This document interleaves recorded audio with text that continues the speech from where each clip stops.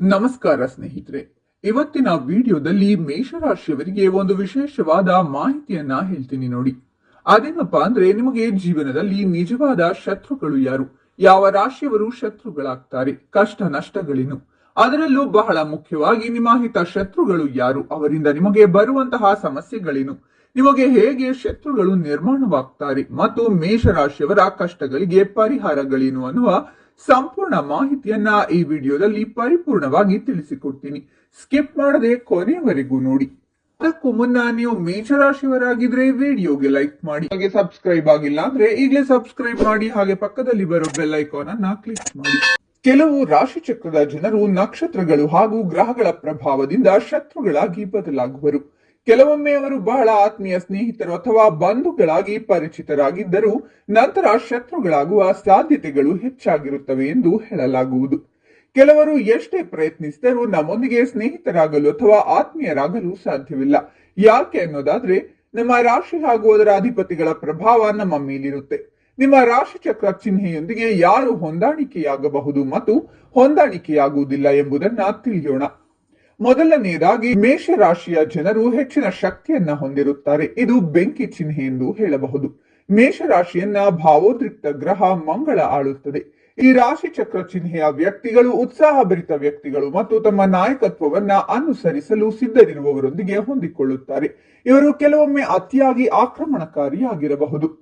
ಮೇಷರಾಶಿಯ ಅಗ್ನಿತತ್ವ ರಾಶಿ ಶತ್ರು ಸ್ಥಾನ ಯಾವುದು ಅಂದ್ರೆ ಕನ್ಯಾ ರಾಶಿ.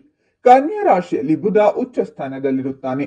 ಅಂದ್ರೆ ಕನ್ಯಾ ರಾಶಿಯವರಿಗೆ 6ರ ಸ್ಥಾನ ನಿಮ್ಮ ಬುದ್ಧಿಯೇ ಶತ್ರು, ಅಂದರೆ ಆತುರದ ಬುದ್ಧಿ. 6ರ ಸ್ಥಾನ ಶತ್ರು ಸ್ಥಾನ, ರೋಗ ಸ್ಥಾನ, ಸಾಲ ಸ್ಥಾನ.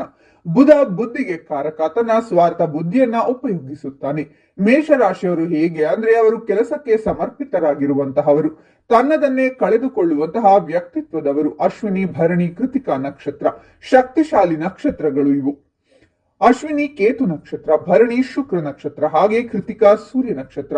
ಒಂದು ಆಧ್ಯಾತ್ಮಿಕ, ಒಂದು ರಾಜತತ್ವ, ಒಂದು ಶುಕ್ರನ ತತ್ವ. ಇವೆಲ್ಲವೂ ನಿಮ್ಮನ್ನ ಜನ ಸೇವೆಯಲ್ಲಿರುವಂತಹ, ನೀವು ಯಾವುದನ್ನಾದರೂ ತ್ಯಾಗ ಮಾಡುವಂತಹ ಗುಣ ಇರುವಂತಹವರು. ಗೊತ್ತಿಲ್ಲದೆ ನಿಮಗೆ ಶತ್ರುಗಳನ್ನ ಹುಟ್ಟು ಹಾಕುವಂತೆ ಮಾಡುತ್ತೆ. ಅದೇಗೆ ಅಂದ್ರೆ, ನಿಮ್ಮ ಆತುರದ ಬುದ್ಧಿಯಿಂದ. ಇನ್ನು 8ನೇ ಸ್ಥಾನ ವೃಶ್ಚಿಕ ರಾಶಿ, ಅದರಲ್ಲಿ ಜ್ಯೇಷ್ಠ ನಕ್ಷತ್ರ ಬರುತ್ತೆ. ವೃಶ್ಚಿಕ ರಾಶಿಯಲ್ಲಿ ಜ್ಯೇಷ್ಠ ನಕ್ಷತ್ರ ಶತ್ರು ಸ್ಥಾನ ಬರುತ್ತೆ. ನಿಮ್ಮ ಬಂಧು ಬಾಂಧವರು, ನಿಮ್ಮ ಅಣ್ಣ ತಮ್ಮಂದಿರು ನಿಮಗೆ ಗೊತ್ತಿಲ್ಲದ ಹಾಗೆ ಒಳಗೆ ದ್ವೇಷ ಸಾಧಿಸ್ತಾ ಇರ್ತಾರೆ. ನಿಮಗೆ ಬೇಗ ಕೆಟ್ಟ ದೃಷ್ಟಿಯಾಗುತ್ತೆ. ಯಾಕಂದ್ರೆ ಅಗ್ನಿ ತತ್ವ ಇರುವ ರಾಶಿಗಳಿಗೆ ಇದು ಸರ್ವೇ ಸಾಮಾನ್ಯ. ನಿಮಗೆ ನಿಗೂಢ ಶತ್ರುಗಳು ಹುಟ್ಟಿಕೊಳ್ತಾರೆ. ನಿಮ್ಮ ಏಳಿಗೆಯನ್ನ ಸಹಿಸದೆ ಶತ್ರುಗಳು ಹುಟ್ಟಿಕೊಳ್ತಾರೆ. ನಿಮ್ಮ ಬಂಧು ಬಾಂಧವರೇ ಆಗಿರಬಹುದು, ನಿಮ್ಮ ಅಣ್ಣ ತಮ್ಮಂದಿರಾಗಿರಬಹುದು, ಸಹೋದರಿಯರಾಗಿರಬಹುದು, ಒಳಗೊಳಗೆ ನಿಮಗೆ ಸಮಸ್ಯೆ ಮಾಡ್ತಾರೆ. ನೀವು ಯಾರನ್ನು ಒಳ್ಳೆಯವರು ಅಂತ ಅನ್ಕೊಳ್ತೀರೋ ಅವರೇ ಶತ್ರುಗಳಾಗುವ ಸಂಭವವಿರುತ್ತೆ. ಯಾಕೆ ನನಗೆ ಇದ್ದಕ್ಕಿದ್ದ ಹಾಗೆ ನನಗೆ ಕಷ್ಟಗಳು ಪ್ರಾರಂಭ ಆದವು ಅಂದ್ರೆ, ಅದು 6ನೇ ಮನೆಯಿಂದ. ಈ ಮನೆಯಿಂದ ಕಷ್ಟ ನಷ್ಟಗಳು ಬರುತ್ತೆ, ನಿಗೂಢವಾದಂತಹ ಸಮಸ್ಯೆಗಳು ಬರುತ್ತೆ, ನಿಗೂಢವಾದಂತಹ ಆರೋಗ್ಯ ಸಮಸ್ಯೆಗಳು ಬರುತ್ತೆ, ಹಾಗೆ ಅವಮಾನಗಳಾಗುವಂತಹ ಸನ್ನಿವೇಶಗಳು ಬರುತ್ತೆ. ಮೇಷರಾಶಿಯವರ ಒಂದು ವಿಚಾರ ಏನು ಅಂದ್ರೆ, ಅವರು ಸಹಾಯಕರನ್ನ ಬಯಸೋದಿಲ್ಲ. ಅವರಿಗೆ ಏನಂದ್ರೆ, ನಾನು ಮಾಡ್ಬೇಕು, ಯಾರ ಸಹಾಯನೂ ಬೇಡ ಅನ್ನುವಂತಹವರು. ನಾನು ಜನಸೇವೆ ಮಾಡ್ಬೇಕು, ಸಮಾಜ ಸೇವೆ ಮಾಡ್ಬೇಕು, ಇರುವ ದುಡ್ಡೆಲ್ಲ ಖರ್ಚಾದರೂ ಪರವಾಗಿಲ್ಲ ಅನ್ನುವಂತಹವರು. ಅಷ್ಟು ಈಗೋಯಿಸ್ಟಿಕ್ ನೇಚರ್ ಇರುವಂತಹವರು. ಅದು ಮೇಷರಾಶಿಯವರ ಕೆಟ್ಟ ಗುಣ ಅಂತ ಹೇಳೋಕ್ಕಾಗಲ್ಲ. ತಮ್ಮ ಹಣವನ್ನೆಲ್ಲ ಧಾರೆ ಎರೆಯುವಂತಹ ಸಾಮರ್ಥ್ಯ ಅವರಲ್ಲಿರುತ್ತೆ. ವೃದ್ಧರಿಗೆ ಸಹಾಯ ಮಾಡುವಂತಹ ಗುಣ ಮೇಷರಾಶಿಯವರಲ್ಲಿ ಹೆಚ್ಚಾಗಿರುತ್ತೆ.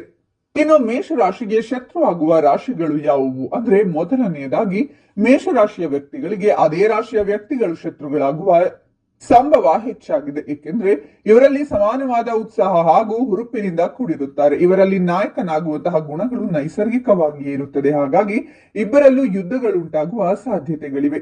ಎರಡನೆಯದಾಗಿ ಕಟಕ ರಾಶಿ.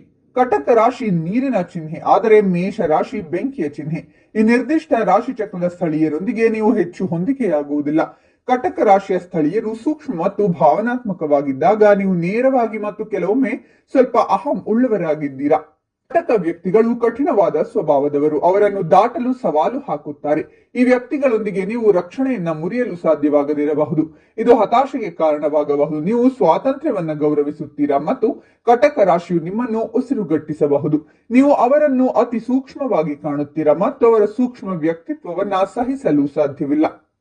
ಮೂರನೆಯದಾಗಿ ನೀವು ಸಾಹಸಮಯ, ಶಕ್ತಿಯುತ ಮತ್ತು ಹೆಚ್ಚಿನ ಅಪಾಯದ ಸಂದರ್ಭಗಳನ್ನ ಆನಂದಿಸುತ್ತೀರಾ. ಆದರೆ ವೃಶ್ಚಿಕ ರಾಶಿಯ ಸ್ಥಳೀಯರು ಅಪಾಯಕಾರಿ ಚಟುವಟಿಕೆಗಳನ್ನ ಇಷ್ಟಪಡುವುದಿಲ್ಲ.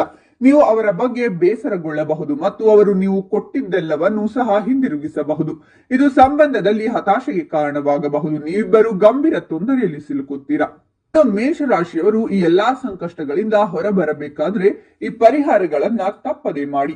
ಸಾಧ್ಯವಾದಷ್ಟು ವಿಷ್ಣುವಿನ ಪ್ರಾರ್ಥನೆಯನ್ನ ಮಾಡಿ, ಅಥವಾ ಲಕ್ಷ್ಮೀ ವೆಂಕಟೇಶ್ವರ ಸ್ವಾಮಿಯ ದೇವಸ್ಥಾನಕ್ಕೆ ಭೇಟಿ ನೀಡಿ, ಅಥವಾ ಲಕ್ಷ್ಮೀ ಸಮೇತ ಉಗ್ರ ನರಸಿಂಹಸ್ವಾಮಿ ದೇವಸ್ಥಾನಕ್ಕೆ ಹೋಗಿ ಬನ್ನಿ. ಇದೆಲ್ಲವನ್ನ ಮಾಡುವುದರಿಂದ ನಿಮ್ಮ ಶತ್ರುಗಳು ಕಡಿಮೆಯಾಗ್ತಾರೆ, ಆರೋಗ್ಯ ಸಮಸ್ಯೆಗಳು ಎಷ್ಟೋ ಕಡಿಮೆಯಾಗುತ್ತೆ.